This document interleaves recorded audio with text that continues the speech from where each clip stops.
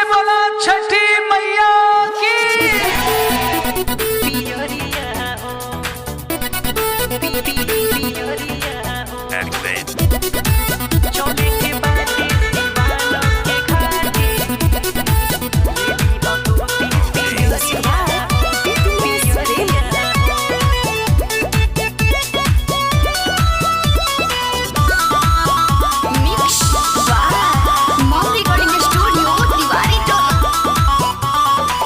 आगोइल छठ बात सुन हमार हो, हाली से जाई पिया नौतन बाजार हो, हाली से जाई पिया नौतन बाजार ए हो।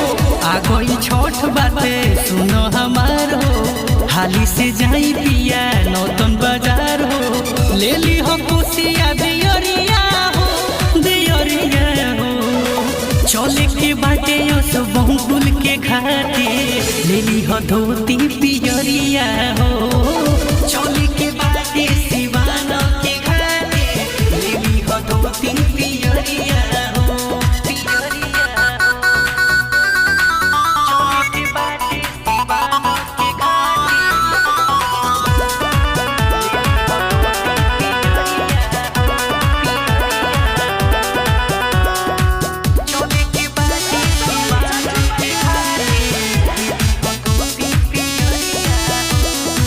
कोसी भरेला पिया ले आई हो भूख हो। असो के पर्व हम जाइब भूख हो, कि सुथनी सीसावा से लई हो, कि जोड़े कलश पावा ले आई हो।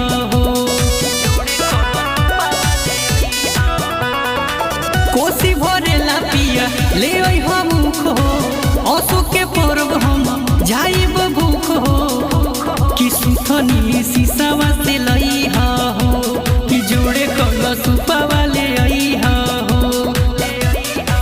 ले ली हो बैंक से नमरिया हो, नमरिया हो। चले के बाटे बिसन पूरा के घाटे, ले ली हो धोती पियरिया हो। चले के बाटे सिवान के घाटे, ले ली हो धोती पियरिया हो।